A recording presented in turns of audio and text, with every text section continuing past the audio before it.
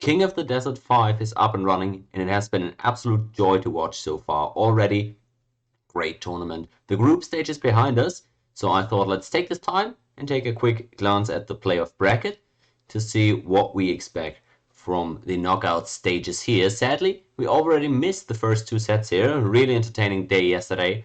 Can only recommend you guys go and check it out. Yao was able to move past Doubt, and Tattoo was able to beat out Sebastian. But now, let's take first of all a look at these remaining first round matches and see how they might turn out. Going from top to bottom, we start with Hera against Barles. This is a really tough set, of course. Barles, one of the consistent performers, has had some really good tournaments and qualifiers over these last months, really. But Hera is just, as I mentioned in my previous video, he's absolutely performing on another level right now. Barles is not one of the top contenders, despite his good form. The past series between these two guys have actually been close. So if the power levels were a little bit more similar, I could make an argument for Barles to make this an interesting series. But they haven't really played each other on Arabia yet, so it's also a bit tough to gauge that. Therefore, all in all, I gotta give Hera the edge here. Probably not too spectacular, although again, have to put some respect on Barles' name for sure. The next series, Jordan against Winchester, is probably the closest skill level wise in this first round of these remaining matches. And this one is probably going to be a really good series as far as I'm concerned. Winch is absolutely coming in hot here. He's been on a tear these last few tournaments. So definitely I rate him very highly in terms of form. The last three series that these guys have played each other have all been decided by a single game. It's all been 3-2 in these best of fives. So you can really go either way here. I don't fault anyone for picking either player. Jordan has the slightly better head-to-head.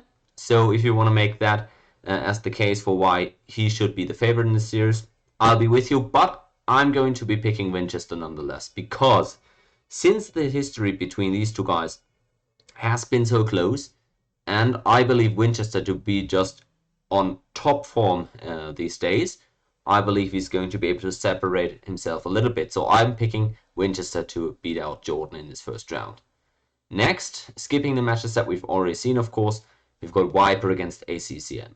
And this is actually, in my opinion, the most difficult one to predict out of this first round. Now, you might call me crazy for that, because I just said Jordan against Winchester the closest skill-wise. But this one actually gave me the biggest trouble. And let me explain real quick why that is. ACCM won the latest matchup between these two guys. It was an Admirals League, a 4-3. Maybe you don't rate that very highly in terms of significance, but it was played. He also won the Arabia game in that series, very significant for this tournament. The downside is ACCM hasn't really placed all that high recently. NAC4, but also other events. He hasn't been on his form high, so to speak. The other issue, though, is that Viper is super difficult to assess. It all really depends on whether or not you think NAC4 was kind of the high watermark for Viper this year, or whether you think actually it's indicative of him kind of taking a drop here and not really being in the top 1 or 2 players anymore. So it's really difficult to assess Viper, and ACCM, despite not being in hottest form, the history really justifies him having a shot here. So I actually think it's not that these two are super close in skill or anything, but just because the form of these two players is so hard to tell.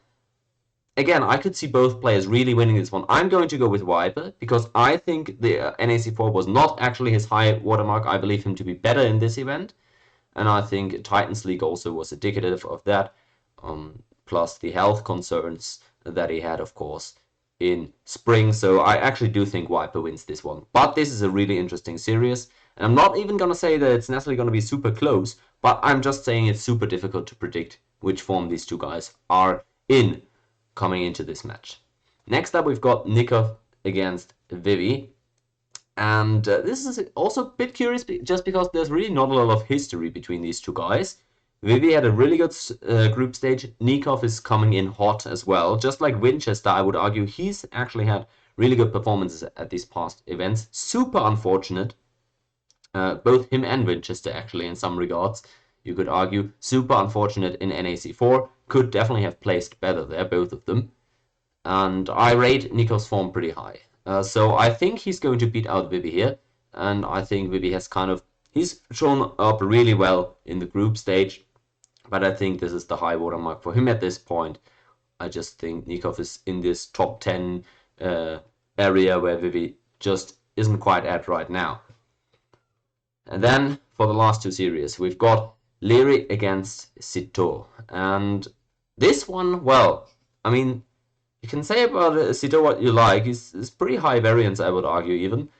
He can definitely pull off wins against great players, but this is a tough one. Leary beat him 4-0 in the last King of the Desert event, and there's no other history between these two guys. Leary also is showing no signs of slowing down. He's really still in that very group of elite players. I don't think anybody's arguing Leary not to be in the top 3.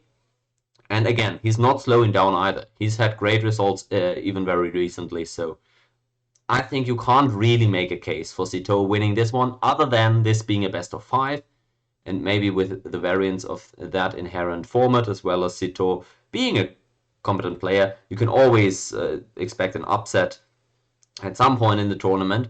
I just don't think this one is going to be it. And the last series then in the first round, that's going to be Vilese against MBL. And this also has given me some toothache here, deciding who actually will come out on top. The history between these guys is super, super difficult. Vilese has been performing better lately in the direct matchups, but that's just MBL overall, right? I mean, he's got great history against many players in total, but the last year or two, he hasn't really been able to come through and shine all that bright. So it's really hard to assess MBL as well, just like Viper in some regards, but MBL is even crazier. Because he's in this super weird limbo state where his ladder performance is absolutely crazy. He's holding rank 1, 2, and 3 in the ladder. I'm not sure actually he still does it today, but he did a few days ago. So that's incredibly crazy. And MBL also has the pedigree. He has proven to be able to beat these top 4 players. He's also, well, he's been top 4. He's won events of this magnitude before. So that is kind of the thing. At least he's made it to the final a bunch of times. He doesn't really tend to win these events, but he's been there, and that's one thing that you can't really say about a lot of players in Age of Empires 2. Not a lot of players tend to beat these very elite players, so that's kind of the thing that makes MBL a bit of a wild card. Against the field, though, I think Vilese is a better player at the moment. I would argue Vilese really is in this crop below the top 3, where there's Tato, Vilese. I would argue Winchester is in there right now as well. And of course, Yo is the traditional number 4 guy. I don't rate Vilese's upside that high. I don't think he's got the same upside potential as a player such as Tato has, for example. But I think he is solid in that group. And MBL, I wouldn't be shocked. This side of the bracket, by the way, this southern side of the bracket has huge upside potential in many areas. I wouldn't be shocked if MBL went deep in this one. I'm just saying he'll have to show it first. His performance in ladder has been great, but I've been burned picking MBL a few times in these past few months because I really believed in him taking that upswing again. I just don't think he's quite there yet. I think he'll get there again. I just don't think it's quite there yet, so I'm picking Vilese here.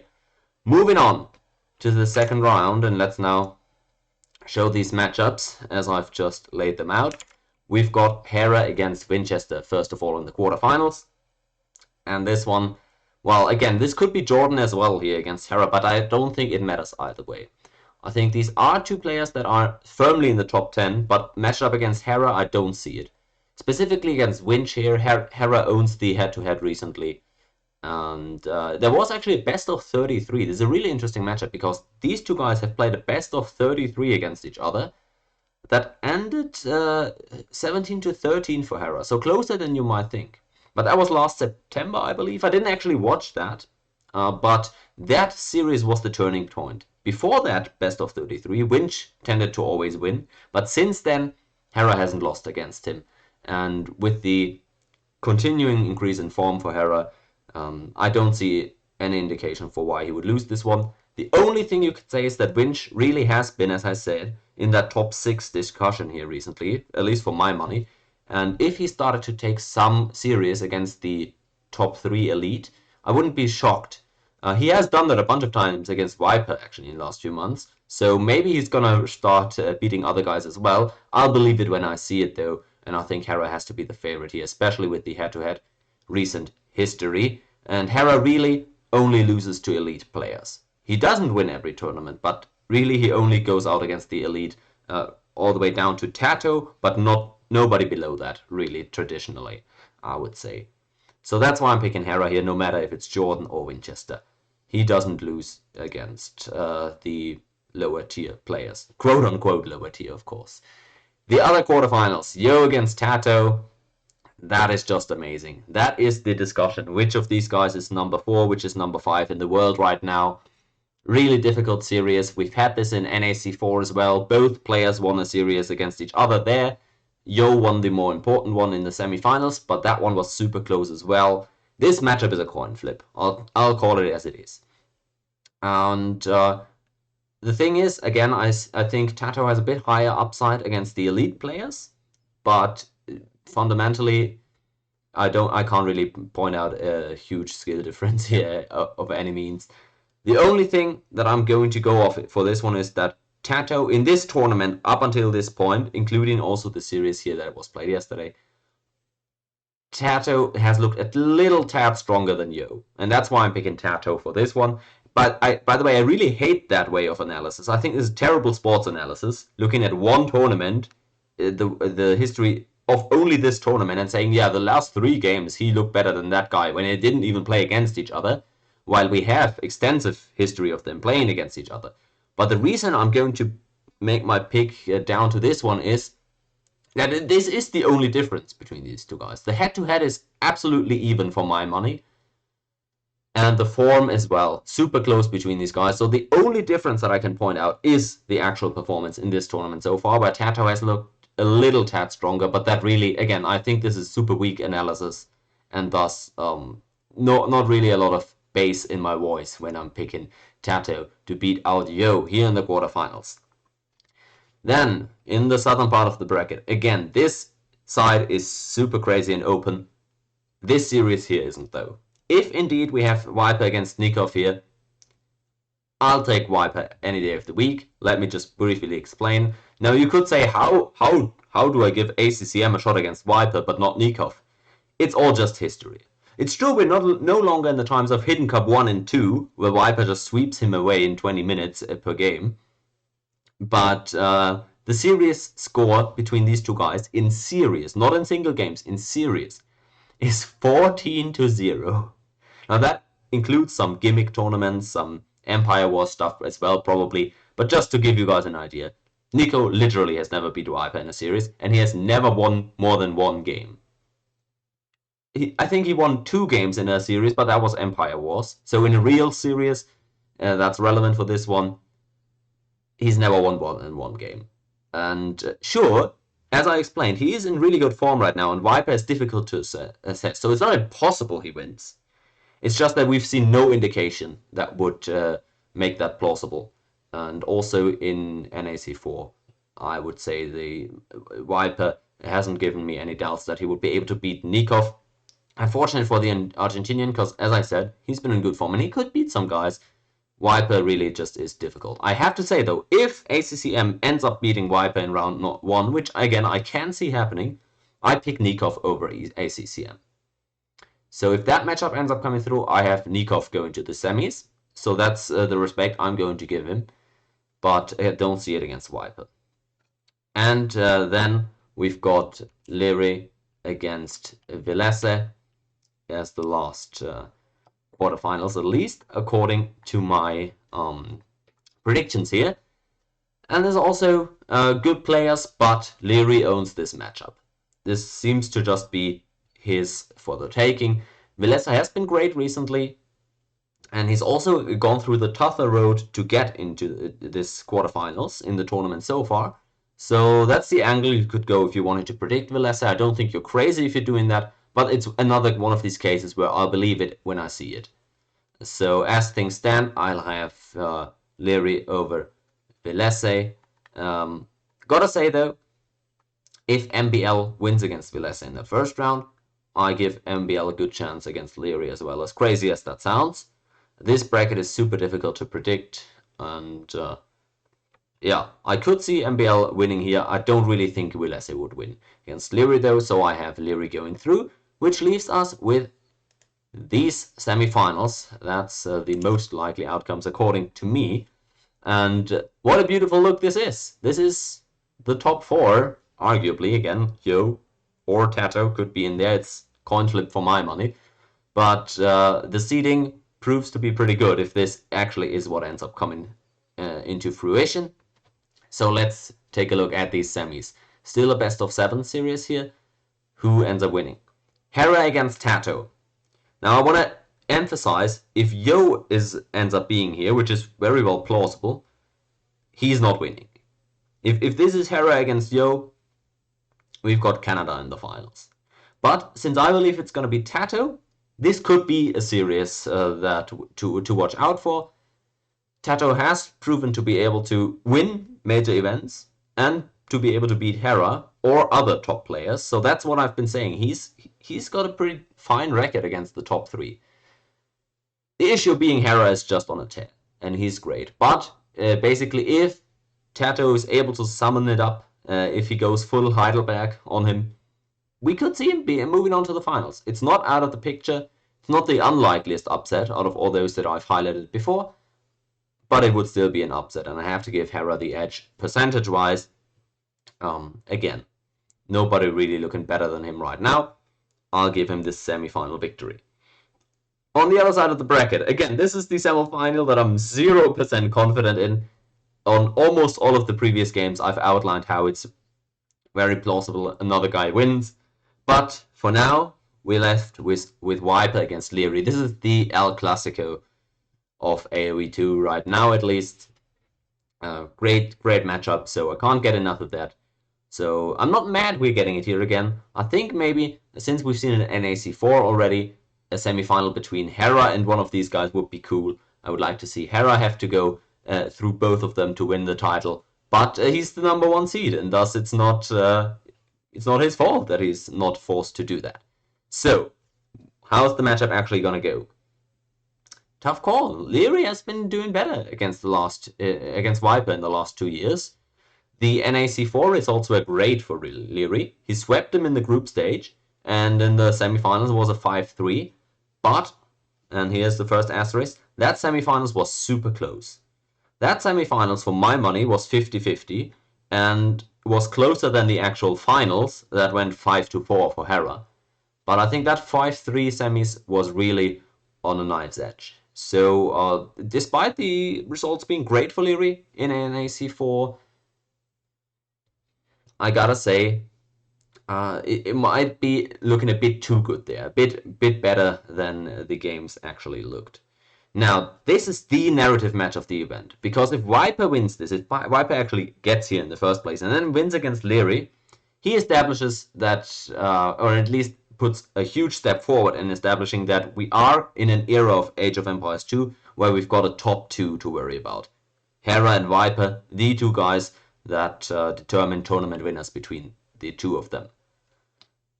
On the other side, though, if Leary ends up winning this one against the Viper, he establishes the exact opposite. That we have a top 3 that is to be worried about. Sure, Leary hasn't really won events recently, but if he's always able to get to the finals, kind of like MBL did back in the day, you have to include it in the top players, because if you always get to the finals, you could just trip over and win one eventually, right? That's just how that works. But which one of these narratives is actually going to come true? It's super difficult. Personally, though, I think the key lies in what I said earlier. I believe NAC4 to be a bit of a downswing for Viper that he's going to recover from in this event. I think we're going to see a better Viper here. And since I called the semifinals from the last tournament 50-50, and since I'm expecting a better Viper, and Leary might be just as good again, has a chance in the series, but I don't think it's going to take another significant step up. I think Viper's going to take this one, actually. I have Viper going all the way to the finals, despite saying there's a very real chance he loses in round 1. But the most likely outcome, I believe to be Viper moving to the finals. Again, nobody is crazy if they're saying Leary wins this one. He's looked better in NAC4. He's won the head-to-head more often than not in the last 2 years. He's in great form. It's a viable prediction to make. I'm just saying where I'm coming from. By the way, I want to add, if Viper loses in round 1 and Nikov beats ACCM in the quarters, as I said, then Nikov would be here against Leary. In that case, I have Leary every time. On the other side, if we have Leary somehow losing in the quarterfinals against MBL or even against Velese, because we said that might even be possibilities as well, although again, probably not that likely. These two guys, Velese and MBL, could also very well beat Viper. So that's why I'm saying this side of the bracket is wide open. Viper, Leary, Velese, MBL. These 4 guys could be in the finals. I'm not joking. Viper is the favorite for me, but he could lose against Leary. We've seen him lose against Velese. And he could also lose against MBL if MBL, which I don't believe to be the case yet, but if he actually is far enough on that upswing already that I predict to be happening in the next year or so, that he can compete with the top crop again, then yeah, he could also even make the finals. Now, as things stand though, this is what we've got. I have Hera against the Viper in the finals. Man, could we have a better matchup? Possibly. Some people want to see Leary against Hera again, and I understand why. It was pretty entertaining there in NAC4. But as things stand, this is what I predict to happen, and this is the pinnacle of AOE2 competition. This, and it, again, no matter who makes it to the final from the lower bracket here, or from the southern bracket, it is really the same thing is true. It could go either way. It should go Hera's way. That's what I'm saying. Hera should win this finals, regardless of who he's playing against, just because I think he's the best player right now. It could go either way, though, and let's see how these individual matchups end up going. If MBL or Velese actually make the miracle run and get here, I don't think they're winning against Hera. I think Hera, as I said before, his main strength lies in playing incredibly consistently and fundamentally sound against the middle tier players of this bracket. So against ranks 5 through 10, where the other elite players sometimes struggle and stumble more often than him, he is super consistent. And that's why even if Velese and MBL are in crazy form and actually end up making the finals here, I think Hera still takes it more often than not, and almost every time, really. Now, if Leary ends up making it here, Hera won the last 5 series against him, but only by 1 game every time. Leary against Hera reminds me a lot of the 2019-2020 relationship between Fnatic and G2 esports in League of Legends in Europe. If you didn't follow that, it's not too crazy, but you'll get it as well. But if you watch those games, you'll remember G2 esports was the best team in Europe. Nobody would contest that. But Fnatic was their main training partner. They've played each other tons of times throughout these 2 years. And all the series ended up going 3-2 for G2 esports. Fnatic wasn't really as great a team, but they were the clear second best team, and they looked super close to G2 esports just because they really had a hang for that matchup, and they always practiced together. And we had some 6 series, we had reverse sweeps, we had G2 on the edge of elimination. They even lost a series against Fnatic in the upper bracket once, before coming from the lower losers bracket and absolutely demolishing them, winning the finals again. So that's how I see Hera against Leary. They are training partners. Hera is the better player right now for my money, but Leary is right there with him in the direct matchup, especially. He's super close. Issue being, he hasn't actually beat him yet. So maybe this is the one time he's able to beat him. As I said, G2 managed to lose against Fnatic once as well, albeit not in the finals. I'm not saying it's impossible, but again, Hera seems to have the edge in that one. So I'm picking Hera against Leary if he gets there. But that is a super interesting storyline. Now, for the actual prediction though, since I have Hera against the Viper in the finals, This is too brutal. This is super difficult to say. As always, the issue with Viper is I don't think he's as good against the average player in this tournament as Hera is. But in the direct matchup, we've seen this at NAC4 as well, I think. I think Viper wasn't actually that great in NAC4, but he clutches it up so dang often. And we've seen this throughout a decade or what now. This guy, in tough series, especially the tougher the opposition gets, he's able to get up there. He's not playing nervous. He's putting the opponent under pressure in unique ways, or he's able to hold for hours, exaggerating a bit there, and turn games around. So that's the issue. You can't ever count this guy out. He's able to reach another level in series that we've seen Hera do as well recently, but really other players don't. So that's the thing. I think Viper would be the closest match for Hera. Even if you think Lyria is better than the Viper, I think Viper has a better matchup into Hera. I still think Hera should take it. If I had to put money on it, even odds, I'll take Hera winning here. It is super tough though, because I always hate betting against historical greatness. I think Viper hasn't proven to have lost it at all yet, despite what some people in chat try to make you guys believe. So you can't go wrong with either pick here. Again, I'm just saying Hera is slightly favored for my money, but that's it for the rundown of King of the Desert 5. Make sure to tune into Mem's stream all these next days. We've got amazing series as we've seen here, but that's going to be it from me. And let me know where I went the most wrong according to you guys, and try to convince me otherwise, if you will, in the comments.